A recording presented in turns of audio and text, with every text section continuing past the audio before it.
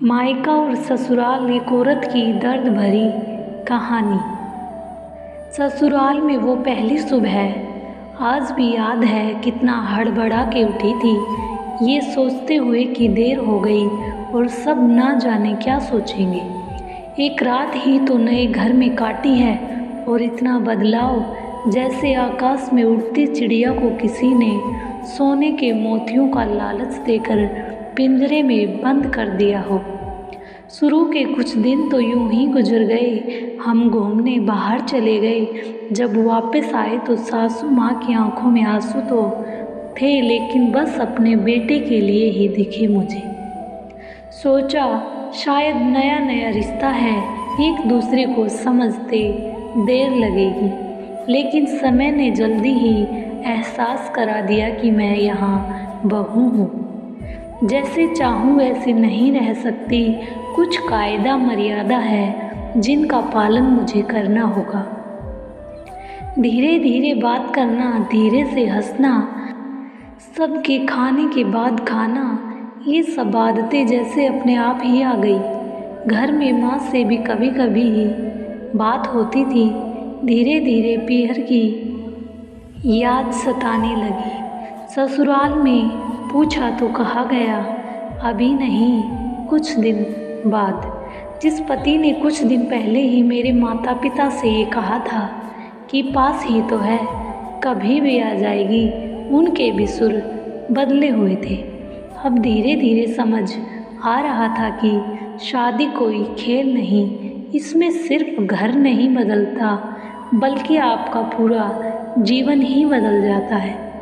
आप कभी भी उठ के अपने पीहर नहीं जा सकते, यहाँ तक कि कभी याद आए तो आपके पीहर वाले भी बिन पूछे नहीं आ सकते।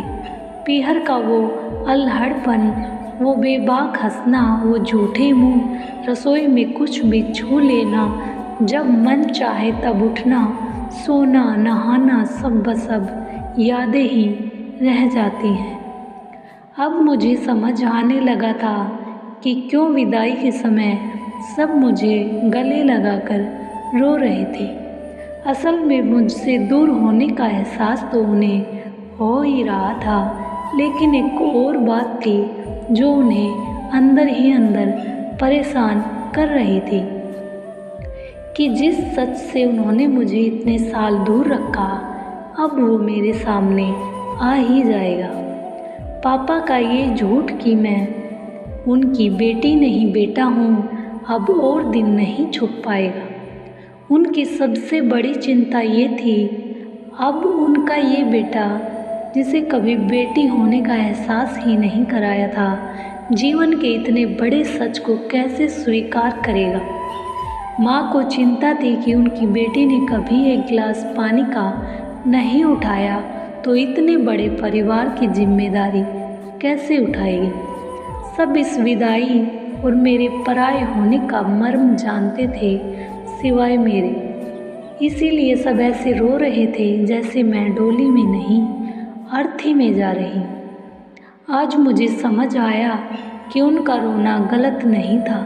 हमारे समाज का नियम ही ये है, एक बार बेटी डोली में विदा हुई तो फिर वो बस मेहमान ही होती है घर की।